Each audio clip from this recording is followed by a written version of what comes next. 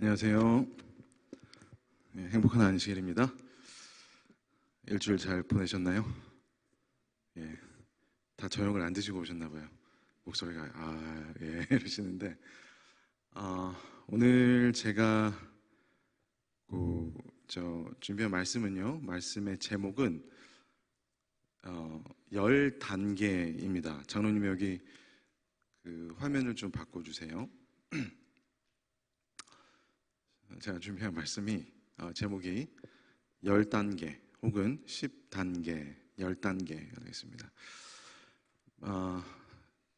제가 10단계라고 이제 제목을 지었는데 여기서 나오는 단계가 어떤 단계일까요? 감이 안 잡히시죠? 여기서 나오는 이제 단계 할 때 단은 다니엘 할 때 단이고 개는 그럼 뭘까요? 요한계시록 할 때 개입니다. 그래서 이제 10개의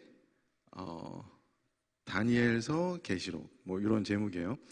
제가 오늘 드릴 말씀이 뭐냐면 이제 다니엘서와 요한계시록에 관한 말씀입니다. 우리 이제 재림 교인들 하면 다니엘하고 계시록 굉장히 친숙하시잖아요, 그죠? 근데 이제 보통 우리가 다니엘서와 요한계시록에 관해서 우리 재림교인이 한 3종류의 재림교인이 계신 것 같아요. 이제 다니엘서와 계시록에 관해서 아주 잘하시는 분, 종류. 그 다음에 들으면 아시는 분들이 계시고 아마 대다수의 분들이 아마 여기 속하시지 않나 생각이 듭니다. 그리고 아무것도 관심이 없어서 모르시는 분들 계시고 이렇게 3종류의 이제 재림 교인이 있지 않나 생각을 합니다. 다니엘서와 계시록에 관해서 아마 이제 많은 분들께서 들으시면 아는데 막상 나와서 뭐 얘기하려 그러면 이제 하나하나 이렇게 구체적인 걸 말씀하시기가 조금 힘드신 분들이 아주 많으실 거예요. 그래서 제가 오늘 이제 준비한 말씀이 뭐냐면 10단계라고 그렇게 해서 다니엘서의 5가지 핵심 포인트 또 요한계시록의 핵심 포인트 5가지를 정해서 요거를 이제 한번 일목요연하게 한번 보시게 된다면 아마 다니엘서와 요한계시록을 이제 큰 이제 뼈대로 이렇게 보시는데 조금 도움이 되시지 않을까라는 생각을 해서 제가 말씀 준비했습니다. 그래서 이제 좀 헷갈리시는 분들도 많으시고 지금 당장 제가 다니엘서 7장에 뭐가 있죠? 라고 물으시면 막 생각을 하셔야 되잖아요. 그래서 이렇게 정리한 거를 말씀을 오늘 들으시면 요런 이제 좀 머릿속에 정리가 좀 잘 되지 않을까 잘 정리가 되는데 좀 도움이 되지 않을까 해서 제가 말씀 준비했습니다. 그리고 또 요렇게 보시면 이제 다른 이웃들에게 이제 말씀을 전하기도 좀 쉽지 않을까라는 생각을 하게 되었습니다. 자, 우리가 이제 다니엘서에 있는 5가지 핵심 포인트와 요한계시록의 5가지 핵심 포인트를 우리가 좀 한번 보시도록 하겠습니다. 그럼 이제 일단 다니엘서를 먼저 볼게요. 다니엘서에 우리가 이제 다른 건 다 이제 생각하지 않고 일단 다니엘서에 나오는 예언장들을 한번 보시도록 하겠습니다. 다니엘서의 예언장이 몇 장 몇 장 몇 장인지 다 아세요 혹시? 1장은 예언장인가요 아닌가요? 자, 예언장이라고 하는 것은 다니엘이 받은 꿈과 이상을 얘기하는 거예요. 그러면은 몇 장 몇 장 몇 장인지 아시죠? 아시는데 다들 지금 겸손하셔서 이제 말씀을 안 하시고 계신데 자, 일단 2장 가장 첫 다니엘의 꿈을 이제 해석한 꿈, 예언이고요. 그 다음에 이제 7장이 있습니다. 그 다음에 8장이 있고요. 그죠? 8장 다음에 9장이 있습니다. 그 다음에는 이제 11장, 12장. 사실 10장, 11장, 12장은 하나의 이상인데 이제 10장에는 예언적인 부분이 없기 때문에 우리가 11장, 12장을 하나로 이제 보겠습니다. 자, 그렇게 생각을 하시면 자, 먼저 다니엘서 2장 먼저 가보시겠습니다. 다니엘서 2장 하면 뭐가 떠오르세요? 가장 먼저. 네? 여전히 밥을 안 드셔서 그런지 힘이 없으셔가지고 뭐라고 그러시는데 잘 안 들려요. 자, 2장은 느부갓네살 왕의 꿈. 그러니까 뭐가 나오죠? 사람의 신상이 나옵니다. 그죠? 그래서 우리 이게 다 아시잖아요. 그죠? 이 사람의 머리와 가슴과 배와 넓적다리와 다리와 이렇게 발가락 이렇게 해서 이렇게 나오는 부분인데 이 사람의 이 몸들이 다 하나하나 다 무엇을 상징하죠? 하나님의 나라를 어떻게 해요? 대적하는 나라들로 구성되어 있습니다. 그래서 나중에는 결국에는 하나님의 나라라고 상징된 돌, 하늘에서 띄어진 그 사람의 손으로 띄어지지 않은 하늘에서 날라온 돌로 인해서 다 이렇게 가루가 되죠. 그래서 이 신상이 나타내는 건 뭐라고요? 다시 한번 하나님을 대적하는 왕국들이라는 거예요. 그죠? 근데 모습이 누구의 모습이에요? 사람의 모습이죠. 네, 사람. 그래서 다니엘서 2장은 우리가 핵심 포인트, 핵심 한 단어로 말씀드리면 뭐가 될까요? 사람이 되겠습니다. 사람. 그죠? 사람의 신상. 이게 첫 번째 핵심 포인트예요. 자, 그럼 이제 두 번째 예언장이면 몇 장이라고요? 다시 한번 7장이 되겠습니다. 자, 7장에 가시면 우리가 2장에 보셨던 그 하나님을 대적하는 나라들이 그대로 다시 한번 반복이 돼요. 그대로. 그죠? 근데 이번에는 사람의 모습이 아닌 누구의 모습으로 나와요? 예? 짐승의 모습으로 나옵니다. 예. 그래서 2장에는 사람, 7장에 가면 누구요? 짐승. 그래서 7장의 핵심 포인트 한 단어로 한마디로 말하면 뭐가 될까요? 짐승이 되겠죠. 짐승. 그래서 우리가 이제 그 짐승이 우리 다니엘서 7장에 가시면 이제 마지막에 그 짐승 가장 그 무서운 짐승에서 그 뿔이 나잖아요. 10뿔 중에 작은 뿔이 하나 나서 무엇을 한다 그랬냐면 하나님의 성소를 짓밟고 또 하나님의 때와 계명을 어떻게 해요? 바꾸겠다라고 하잖아요. 그죠? 그러니까 짐승이 하는 일은 뭐라고요? 때와 법을 변개코자 하는 것이 짐승이 하는 겁니다. 우리가 이제 계시록에 가면 짐승의 표가 나옵니다. 그죠? 666. 그러면 짐승의 표는 그러니까 짐승인지 아닌지 표시가 나는 그 표는 뭐라고요? 우리가 지금 다니엘서 7장에 짐승이 하는 핵심 활동, 하나님의 때와 법을 바꾸는 것을 얘기하는 거예요. 우리가 이제 이제 짐승의 표가 무엇이냐, 666이 뭔가에 대해서 우리가 오래전부터 이제 많은 사람들이 얘기를 해왔잖아요. 그래서 일반 개신교에서도 혹시 기억나시는지 모르겠습니다. 이제 1990년대 한국에서는 바코드 기억나세요? 바코드가 666이다. 짐승의 표다. 이제 여기 쭉 나가다가 이제 베리칩이 나와요. 이제 베리칩이 짐승의 표다. 그래서 이제 요 부분부터 갑자기 많은 재림교인들도 동요하기 시작했어요. 혹시 베리칩이라는 게 정말 생겨서 이게 짐승의 표면 큰일 나는데 이제 요게 시작되면서 이제 코로나를 겪으면서 이제 뭐가 됐냐면 마스크 쓰는 거하고 백신 맞는 게 짐승의 표다라고 됐어요. 근데 우리가 성경적으로 보면 짐승의 표는 다시 한번 뭐라고요? 다니엘서 7장이 핵심 포인트는 짐승인데 그럼 짐승이 무엇을 한다고요? 하나님의 때와 법을 변개코 한다. 이게 짐승의 표라는 거예요. 딴 게 아니고. 그러니까 짐승인지 아닌지를 표하는 것은 때와 법을 변개코자 하는가 합니다. 하나님의 이제 시간표가 있어요. 하나님의 때가 있습니다. 우리의 삶 속에 주어진 일주일마다 주어진 하나님의 특별한 시간이 있어요. 때가 안식일. 그것을 변개코자, 그것을 바꾸려고 하는 것, 하나님의 말씀을 바꾸려고 하는 것, 이게 뭐라고요? 짐승의 표라는 거예요.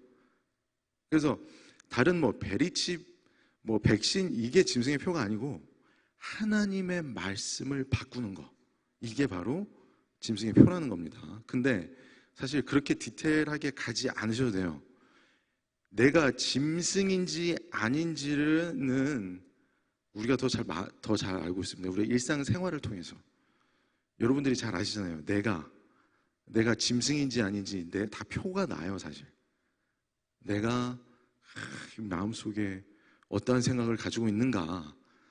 교회에 왔지만 진짜 막 마음속에 막 이 안 좋은 생각들로 가득 차 있는가 없는가, 이것들로 인해서 내가 짐승의 표를 가지고 있는가 아닌가가 다 표시가 나는 겁니다. 그래서 우리가 하나님의 시간, 안식일에는 이 모든 것들이 다 없어져야 되는 시간들이라는 것입니다. 진짜 돌아가서 다시 한번 다니엘서 2장의 핵심 포인트는 뭐라고요? 사람. 다니엘서 7장의 핵심 포인트는 뭐예요? 짐승이 되겠습니다. 그러면 이제 다니엘 그 다음 예언장 몇 장이에요? 8장입니다. 자, 8장에 가면 뭐가 나오죠? 그렇습니다. 수양과 수염소가 나와요. 근데 여러분들이 만약에 유대인들이라면 이제 책을 딱 펼치셨는데 숫양과 숫염소가 나온다. 그러면 그냥 아주 자연스럽게 뭐가 생각이 나실까요? 성소가 생각이 나십니다. 그러니까 우리가 유대인이 아니기 때문에 생각이 안 나는 것뿐이지, 히브리인들에게, 유대인들에게는 숫양과 숫염소 이러면 자연스럽게 성소에서 바치는 제사가 생각이 나요. 특별히 숫양과 숫염소가 같이 등장하는 장면은 이스라엘 사람들에게, 유대인들에게 딱 하루밖에 없습니다. 언제인지 아세요? 대속죄일. 그러니까 대속죄일에만 숫양과 숫염소가 한 번 같이 등장해요. 절대 다른 날에는 이 같이 등장하지 않습니다. 그래서 자연스럽게 뭐가 생각이 나냐면 성소가 생각이 나요. 그리고 다니엘서 8장에 우리가 핵심 9절, 8장 14절 다 아시죠? 재림교인들에게는 너무나 유명한 성경 9절. 뭔지 아시죠, 다들? 뭐죠? 2300주야까지니 그때 어떻게 돼요? 성소가 정결케 되라. 그러니까 8장은 핵심 포인트가 뭐예요? 그러면 뭘까요? 뭘 얘기하려고 그러는 거예요? 성소가 되겠습니다. 그렇죠?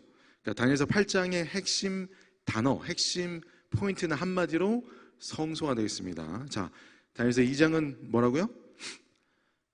사람. 7장은 짐승. 8장은요? 성소가 되겠습니다. 자, 그럼 이제 우리 다음 예언장, 우리 다니엘서 8장의 2300주야 예언을 딱 듣고 나자마자 다니엘이 어떻게 됐어요? 기절을 했어요. 혼절했다 그랬습니다. 그리고 이제 막 이렇게 기절해서 여러 날 있다가 깨어나서 다시 한번 예언을 받은 게 9장의 말씀이에요. 근데 9장에는 어떠한 예언이 있죠? 핵심 예언. 예? 이 다 아시는, 예. 71회 다 아시잖아요, 그죠? 71회, 70주를 얘기하는 거죠. 71회의 핵심 포인트가 뭘까요? 71회. 71회는 뭐에 관한 예언이에요? 71회는 자, 71회는 그렇습니다. 자, 71회는 핵심 포인트, 이제 끝나는 게 어떻게 끝나냐면 유대인에게 주어진 은혜의 시간이 끝나면서 끝이 나요. 그러니까 무엇을 통해서, 무엇을 받아들이냐 받아들이지 않느냐에 따라서 바로 예수님께서 우리를 위해서 돌아가시는 것이 핵심 포인트가 돼요. 그래서 71회 예언의 핵심은 예수님께서 십자가에서 달려 돌아가신다. 근데 그것을 믿느냐 믿지 않느냐에 따라서 유대인에게 은혜의 시기가 이제 닫혀진다는 것을 통해서 AD 34년에 71회 예언이 마치게 되는 겁니다. 자, 그러면 다니엘서 9장의 핵심 포인트 한마디로 뭐라고 할 수 있을까요? 십자가, 예수님께서 돌아가심, 죽으심이 되겠습니다. 자, 그럼 이제 그 다음에 나오는 이제 마지막이에요. 이제 이 다니엘이 노년 때 받은 이상입니다. 마지막 이상. 몇 장이요? 11장, 12장. 근데 이제 10장부터 시작을 하긴 해요. 10장에서 이제 히데겔 강가에서 받은 이상이라고 합니다.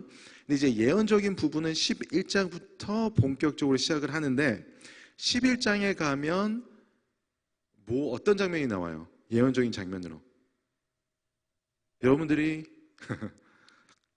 너무나 헷갈려 하시는 북방왕과 남방왕의 이 예언들이 나옵니다. 이제 이 이미지를 찾기 위해서, 그 그림을 찾기 위해서 제가 검색을 봤더니 김대성 목사님 여기 연구 이게 나오더라고요. 근데 보시면은 다니엘서 11장에는 북방왕과 남방왕이라는 이 왕들이 나타나요. 근데 북방왕과 남방왕이 싸움을 총 3번을 합니다. 하나, 둘, 셋, 3번을 해요. 근데 3번을 할 때마다 다 북방왕이 이기고 마지막 싸움 때는 남방왕이 아예 자취를 감춰버립니다. 없어져요. 근데 이 북방왕이 마지막 45절에 가면 하나님의 백성과 마지막 싸움을 싸우기 위해서 전쟁을 준비하러 나가는 모습으로 11장은 끝이 나고 12장에는 1절이 대군 미가엘이 내려오신다라는 장면으로 시작을 합니다.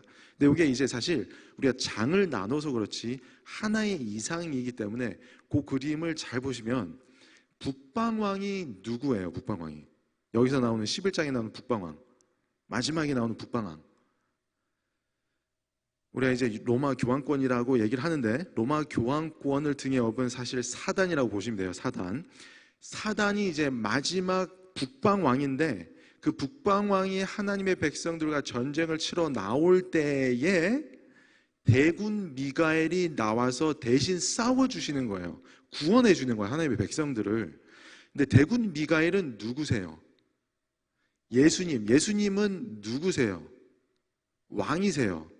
어디의 왕이세요? 어느 쪽에? 동서남북 중에서 진짜 북쪽의 왕이 예수님이신 거예요. 그러니까 지금 11장에 나타난 북방왕은 어떤 북방왕이에요? 가짜 북방왕이 북쪽에 있는 왕이고 그 가짜 북쪽에 있는 왕을 싸우시기 위해서 대군 미가엘 진짜 북방왕이 나타난다. 요게 다니엘서 11장 12장의 핵심 포인트가 되겠습니다. 자, 이제 다 이해되셨죠? 그럼 우리가 다니엘서 지금까지 배우신 거를 핵심 포인트를 하나하나 연결해 보겠습니다. 자, 다니엘의 이제 5가지 포인트, 핵심 포인트예요. 자, 우리 2장에서는 핵심 포인트가 뭐였죠? 사람이었습니다. 자, 그 다음에 7장에는 핵심 포인트가 뭐였어요? 짐승이었어요. 자, 그리고 8장에는요 성소였습니다. 다 기억나시죠? 자, 그 다음에 이제 9장에는 핵심 포인트가 십자가, 예수님께서 돌아가시는 것을 죽으심이 그 핵심 포인트였어요. 마지막 이상 11장과 12장은 핵심 단어, 한 단어로 얘기를 하면 왕이 되겠습니다. 자, 요거를 이렇게 일목요연하게 딱 보시면 이제 헷갈리실 필요가 없으신 거예요. 다 이제 이해가 되셨죠? 자, 요게 끝입니다. 다니엘서 5 핵심 포인트는. 근데 여기서 여러분께서 이 5가지 포인트를 넘어가기 전에 한번 순서대로 처음부터 끝까지 한번 잘 보세요. 보시면 하나님께서 우리에게 주시는 구원의 역사의 메시지가 돼요. 뭐냐면 사람이 죄를 지어서 뭘로 변해요? 하나님의 형상을 잃어버리고 누구의 형상을 받아요? 짐승의 형상을 받습니다. 그래서 짐승의 모습으로 변해요. 그렇게 되었을 때 하나님께서 우리에게 무엇을 주셔요? 성소를 마련해 주십니다. 그 성소에서 예수님께서 우리를 위해서 돌아가시는 거예요. 그 돌아가시고 나서 부활하셔서 온 만왕의 왕으로 부활을 하십니다. 그리고 그 왕을 따라서 우리가, 여러분과 제가 또 누가 될 수 있어요? 왕 같은 제사장, 그러니까 왕족이 된다는 거예요. 그러니까 죄로 인해서 사람이 짐승의 모습으로 변했지만 예수님께서 성소를 마련해 주시고 그 안에서 죽으심으로 우리가 예수님을 따라서 왕족이 될 수 있는 그 길을 마련해 주신 것이 바로 다니엘서에서 보여주시는 하나님의 메시지라는 것입니다. 이렇게 이해를 하시면 우리가 다니엘서에 막 하나하나 이렇게 있는 그러한 그 예언적인 부분을 넘어서 어떠한 모습이 보이시는 거예요? 우리를 위해서 구원의 메시지를 보여주시는 것이 다니엘서의 핵심 포인트를 통해서 우리가 볼 수가 있는 것입니다. 네, 이해하셨죠? 그래서 자, 그럼 이제 요한계시록 이제 가보시겠습니다. 요한계시록에 이제 5가지 포인트를 또 보겠습니다. 그러면 요한계시록 1장부터 3장까지의 모습을 보시면 요한계시록 1장부터 3장까지는 어떠한 모습이 나와요? 여러분들 가시면 1장부터 3장까지는 7 금초대가 나옵니다. 그래서 1장에 가서 보시면 7 금초대에서 예수님께서 거니시는 모습이 나와요. 다 기억나시죠? 그래서 요한계시록 1장부터 3장까지에 있는 모습을 한 단어, 핵심 단어로 하면 뭘까요? 금초대가 되겠습니다. 근데 촛대가 의미하는 게 뭐예요? 촛대가 뭘 의미한다고요? 다시? 상징하는 것? 교회. 그래서 요한계시록 1장부터 3장까지는 한 단어로 교회 혹은 금초대 이렇게 하면 되겠습니다. 자, 이제 4장부터 7장까지 가시면 성소 안에 있는 성물 중에서 금초대 바로 맞은편에 있는 성물이 나옵니다. 뭘까요? 금초대 바로 맞은편에 있는 성물, 떡상이 나옵니다. 그래서 요한계시록 4장부터 7장에 있는 말씀은 한 단어로 요약하면 뭐가 될까요? 떡상. 근데 떡상은 무엇을 의미하죠? 하나님의 말씀을 나타내요. 그래서 하나님, 우리가 떡으로만 살 것이 아니요 하나님의 입으로 나오는 모든 말씀으로 살지니라 했잖아요. 그죠? 근데 이 떡상이 또 의미하는 게 또 다른 게 있습니다. 자, 떡상이 총 몇 덩어리가 있어요? 떡이 몇 덩어리가 있을까요? 저 떡상에 떡이 몇 덩어리? 12덩이가 있습니다. 자, 12이 상징하는 게 뭘까요? 12지파, 또 12사도. 그래서 12이라는 것은 하나님을 따르는 사람들, 하나님의 백성, 하나님의 왕국의 근본 뼈대가 되는 사람들을 나타내고 있어요. 우리 요한계시록 가서 14만 4천 다 아시죠? 그죠? 14만 4천이 뭐냐면 12 곱하기 12 곱하기 1000, 이게 14만 4천이에요. 12 곱하기 12, 구약의 12지파, 신약의 12사도, 1000은 성경에서 군대를 나타냅니다. 그러니까 이게 뭘 상징하냐면 14만 4천은 구약과 신약 온 대쟁투 인류의 역사를 통해서 하나님의 군대에서 하나님의 편에 서서 싸우는 하나님의 용사들, 하나님의 백성들을 14만 4천이라는 숫자를 통해서 상징하고 있는 거예요. 그래서 이 떡은 14만 4천을 나타내고 있어요. 하나님의 백성. 그러니까 하나님의 백성이 말씀이다. 이 말씀은 뭐냐면, 우리가 이런 말이 있잖아요. 우리가 그 영어로 이런 표현 있잖아요. What you eat is what you are. 이게 뭐냐면 우리가 먹는 게 우리의 모습이 된다 이러잖아요. 그래서 우리가 무엇을 우리 몸에 집어넣는가? 우리가 이제 세상에 있는 많은 드라마, 영화 막 이런 걸로 집어넣을 것인가? 아니면 하나님의 말씀. 그래서 하나님의 말씀을 자꾸 집어넣으면 우리가 뭐가 돼요? 하나님의 말씀 그 자체가 되는 거예요. 그래서 14만 4천이는 하나님의 그 말씀 그 자체가 된다는 겁니다. 근데 여기서 하나 또 참 신비로운 게 있는 게, 요 떡이 12떡이 일주일에 한 번씩 새롭게 바뀝니다. 새롭게 만들어져요. 어느 요일에 딱 정해져 만들어집니다. 무슨 요일일까요? 무슨 요일일까요? 안식일. 그러니까 14만 4천이는, 그러니까 여러분과 제가 하나님 편에 선 용사 14만 4천이라면 우리는 안식일마다 어떻게 바뀌어야 되는 거예요? 새롭게 바뀌셔야 되는 거예요. 우리의 이 계속 있던 나쁜 죄된 모습들 다 버리시고 새롭게 자꾸 바뀌는 것, 그게 바로 안식일이라는 거예요. 그래서 지금 이 시간이, 지금 일주일 동안 우리가 막 이 세상을 살면서 막 사투를 벌이고 죄와 싸우면서 살았지만, 요 시간만큼, 이 안식일만큼은 어떻게 되시는 시간이냐면 새로운 여러분과 제가 되는 그 시간이라는 것입니다. 자, 다시 돌아가서, 그래서 요한계시록 4장부터 7장까지는 한 단어로 요약하면요, 떡상, 그렇죠? 하나님의 말씀. 하나님의 말씀이라는 것은 하나님의 바뀌지 않는 그 진리의 말씀을 얘기하고 있습니다. 그래서 그 진리의 말씀이 한 단어로 요약이 되겠습니다. 자, 그러면 그 다음에 요한계시록 8장부터 11장까지에 있는 모습이 나오는데, 그 부분은 우리가 바로 금 분향단이 나오게 되겠죠. 자, 분향단이 상징하는 건 뭐죠? 기도입니다. 기도. 이제 기도라는 거는 뭐냐면, 기도가 뭐예요? 기도가 하나님과 우리가 어떻게 돼요?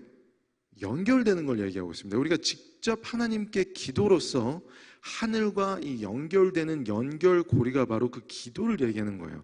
그러니까 분향단에서 막 태웁니다. 뭘 태울까요? 우리의 죄를 태우는 거예요. 죄를. 왜냐하면 죄 때문에 하나님과 우리가 사이가 분리가 됐으니까 죄를 태워서 그 연기가 올라가는 것, 바로 우리의 죄를 태운 회개의 기도가 하늘로 올라감으로써 드디어 하나님과 우리가 어떻게 돼요? 다시 연결되는 것, 소통되는 것을 의미하고 있다는 것입니다. 그래서 8장부터 11장까지는 뭘로 한 단어로 요약하면 분향단, 연기, 혹은 뭐라고요? 기도, 이렇게 연결할 수가 있겠습니다. 자, 그러면 이제 그 다음 편에 나오는 이제 한 또 그 장면이 있습니다. 이게 뭐냐면 요한계시록 12장, 13장, 14장의 모습이에요. 12장, 13장, 14장은 이제 대쟁투의 이 주제라고 보시면 됩니다. 대쟁투. 그래서 어떻게 시작하냐면 12장에 하늘에서의 대쟁투가 있었어요. 미가엘과 용, 사단. 그리고 이 땅에서 한 번, 두 번, 세 번의 대쟁투가 또 있습니다. 이렇게 해서 12장은 이 처음부터 끝까지 이 역사의 파노라마를 통해서 대쟁투의 큰 이 장면을 딱 보여주시는 게 요한계시록 12장의 모습입니다. 그리고 나서 13장으로 딱 가면은 그 대쟁투를 일으킨 그 악당들의 모습이 나와요. 다 이제 기억하시나요? 요한계시록 13장 가시면 이 장면들 이제 보실 텐데, 13장 1절에 가서 보시면 짐승이 나타나는데 바다에서 올라와요. 그래서 우리가 바다 짐승이라고 합니다. 그리고 2절에 가면 용이 나타나요. 용은 우리가 다 아시죠? 사단이죠. 그래서 이 용과 바다 짐승이 합쳐서 42달 동안, 그러니까 1261 동안이죠. 그러니까 1260년간 하나님의 백성들을 핍박하는 장면이 기록되어 있어요. 그러니까 1260년간이라는 것은 538년부터 1798년까지 로마 교황권의 이 핍박을 의미하고 있습니다. 그래서 이제 그 장면이 나오고, 이제 11절에 가서 보시면 다른 짐승이 또 올라와요. 어디에서? 이 땅에서 올라옵니다. 땅에서 올라와서 결국 이 모든 새 짐승들, 이 새 악당이 모여서 마지막으로 일으키는 못된 짓이 뭐냐면 짐승의 표를 강매하는 것, 강제하는 것이 바로 이제 그 핵심 포인트가 되겠습니다. 그래서 이렇게 12장과 13장 이렇게 흘러가는데 보면 이제 무섭고 막 암울한 장면들이 나오는 거예요. 근데 이제 14장에 가시면 우리가 재림 교인이 정말 좋아하는 14장의 모습이 있습니다. 14장은 뭐죠? 다 아시는 새 천사의 기별이에요. 그래서 새 천사의 기별을 통해서 이 새 악당의 이 못된 짓을 새 천사의 기별을 통해서 방어를 하는 모습이 나오는 거예요.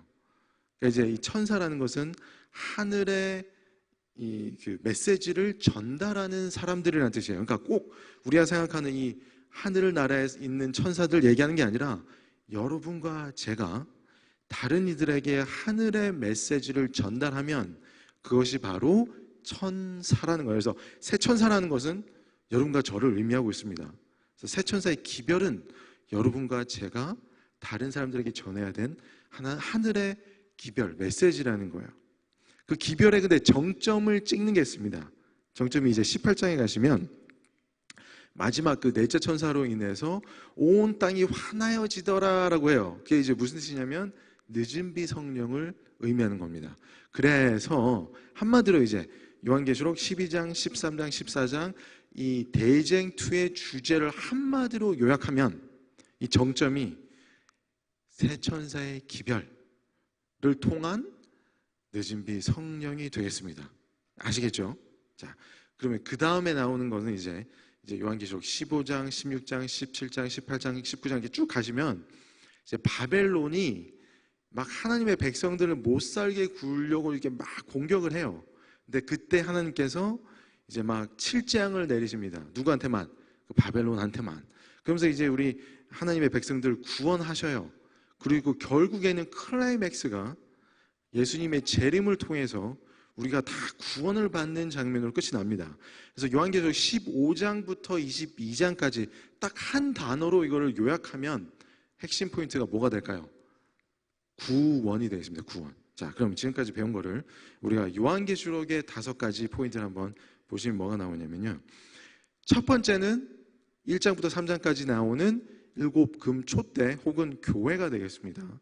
그리고 이제 4장부터 7장까지에 나오는 그 떡상을 통해서 다른 말로 말씀드리면 하나님의 말씀을 나타내겠습니다. 자, 그럼 세 번째 포인트는 8장부터 11장에 나오는 분향단, 곧 기도가 되겠습니다.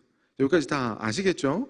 자, 그 다음에 이제 12장, 13장, 14장 대쟁2의 주제의 핵심은 뭐라고요? 다시 한번 새 천사의 기별을 통한 늦은 비 성령이 되겠습니다. 자, 그리고 마지막 15장부터 22장까지는 구원, 예수님께서 재림을 하시는 그 구원의 장면이 메인 포인트가 되겠습니다. 자, 이렇게 딱 생각하시면 이제 요한계시록 순서대로 쫙 외우실 수 있으시겠죠? 안 헷갈리시고. 근데 이것도 사실 잘 보시면 마지막 남은 우리 재림교회에게 주어진 하나님의 메시지라는 것을 보실 수가 있어요. 처음부터 끝까지.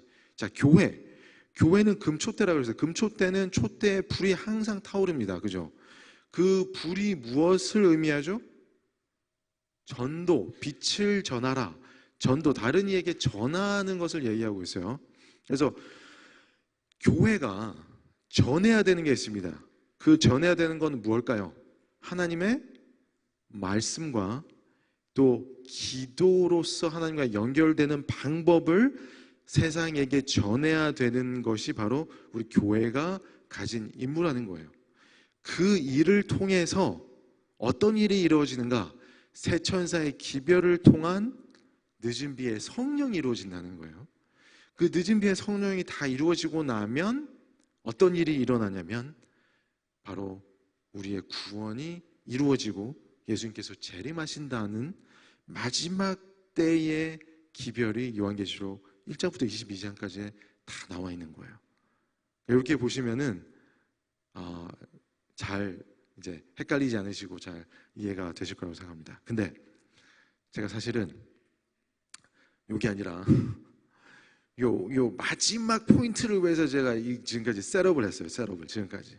자, 요 마지막 포인트가 있습니다. 자, 우리 지금까지 보신 게 10단계, 5단계 합쳐서 이제 10단계로 보시면 제가 한번 이제 다시 한번 쭉 다니엘서 복습을 해봅니다. 다니엘서에는 자, 첫 번째는 사람의 신상인데 왕국이었잖아요. 그래서 이제 사람의 왕국으로 한 단어로 표현할 수가 있고, 두 번째 7장에는 이 짐승의 왕국이었어요.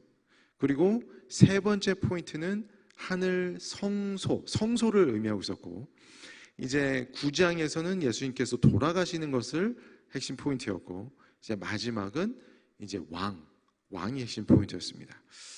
자, 요거를 우리가 계시록과 어떻게 비교해 볼 수 있을까? 우리가 요한계시록 10장 10절에 가시면 우리가 잘 아시는 그 구절 다 아시죠?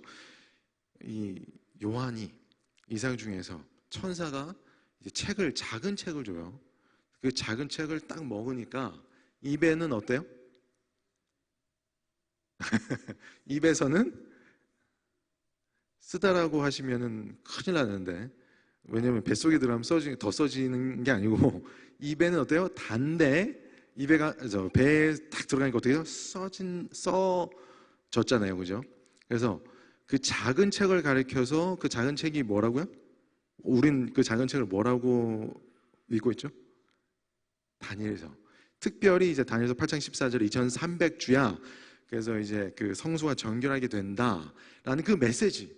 그래서 1844년에 예수님께서 이 땅에 오실 거라고 하는 그 스윗한 그 메시지가 바로 그 작은 책에 있었다는 거예요. 그래서 우리가 그 먹었을 때 그 아주 막 달고 오묘한 그 기별, 예수님께서 오신다라고 하는 그 기별이 결국에는 대실망. 어떻게 해요? 배에 들어갔더니 쓴 이 책이 메시지가 되었다. 이제 그렇게 이제 우리가 이제 이해를 하고 배우고 있습니다. 알고 있습니다. 그게 맞아요. 맞는데 이제 바꿔서 생각을 해보시면은 이 작은 책 다니엘서가 입에는 단데 배에는 써요. 그러면 배에는 어때요? 쓴데 입에는 어때요? 달다. 이렇게 바꿔서도 말씀 생각해 볼 수가 있겠다라고 하는 거예요. 그러니까 쓰고 달고 쓰고 달고 이게 바뀐 건데, 하나님께서는 우리 인생의 쓰디쓴 경험을 달게 바꾸실 수 있으실까요? 없으실까요? 바꾸실 수 있어요. 우리가 세상 속에서 달고 쓰게 되지만 그 쓴 것을 다시 달게 만드시는 것은 곧 하나님밖에 없다라는 것입니다. 그래서 우리가 우리 인생을 살면서 어떠한 쓰디쓴 고난과 역경을 지나갈지라도 그 쓴 경험이 다시 한번 달고 오묘한 경험으로 바뀌게 되는 경험을 누구가 하게 하실 수 있으시다? 하나님께서 하실 수 있으시는 거예요.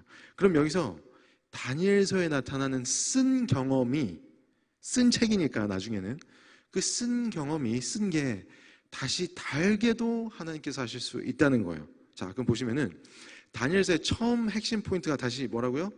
사람이라고 했습니다. 그럼 이거는 뭐냐면 사단이 우리 인간들을 미혹하기 위해서 사람의 왕국을 세웁니다. 하나님을 대적하기 위해서 사람의 왕국들로 대적을 해요. 이게 이제 다니엘서의 첫 메인 포인트입니다. 근데 하나님께서 요한계시록에 가셔서 그 쓴 사단의 이 공격을 요한계시록에 나타난 첫 번째 핵심 포인트로 방어를 하세요. 요한계시록의 처음 핵심 포인트가 뭐였죠? 1장부터 3장까지 교회. 사단은 하나님을 대적하기 위해서 사람의 왕국을 만들어서 이 단체를 통해서 하나님께 대적할 때 하나님께서는 하나님의 백성들로 이루어진 교회라는 단체를 주셔서 이것을 이제 방어를 하시는 그 장면을 우리가 여기서 볼 수 있는 거예요. 이제 다니엘서의 두 번째의 핵심 포인트는 짐승이라고 했습니다. 이 짐승은 아까 우리가 이제 공부하셨지만 짐승의 표라는 것은 무엇을 바꾼다 그랬죠? 때와 하나님의 법. 하나님의 법은 하나님의 말씀이에요. 그래서 하나님의 진리의 말씀을 이렇게 바꾸는 것이 바로 이 짐승이 하는 거예요. 그렇게 할 때 하나님께서는 세우신 교회를 통해서 또 다른 일을 하심으로써 이것을 방어를 하십니다. 요한계시록의 두 번째 메인 포인트가 뭐였죠? 떡상 말씀이었어요. 그러니까 다니엘서에서 두 번째 사단의 쓴 공격, 말씀을 훼손하려고 공격을 할 때 하나님께서 세우신 교회를 통해서 하나님의 바뀌지 않는 진리의 말씀을 통해서 두 번째 방어를 하시는 거예요. 자, 다니엘서의 세 번째 메인 포인트, 성소입니다. 성소. 우리 사단이 성소를 훼손을 시켜버리죠. 근데 이 성소가 무엇을 의미합니까? 하나님께서 우리 죄 지은 인간들을 위해서 우리와 함께 어떻게 하기 위해서? 우리 중에 거하시기 위해서. 그러니까 우리가 하나님과 함께 연결돼서 같이 있을 수 있는 공간이 어디라고요? 성소라는 거예요. 근데 그 성소가 있으면 우리가 하나님과 거할 수 있기 때문에 사단이 이 성소를 없애기 위해서, 성소를 훼손하기 위해서 지금까지도, 이 순간까지도 공격을 하고 있는 그 부분이 다니엘서 세 번째 핵심 포인트를 통해서 볼 수 있습니다. 그러면 하나님께서 어떻게 하시는가? 요한계시록의 세 번째 핵심 포인트가 뭐였어요? 분향단이 나타낸 건 뭐라고요? 기도.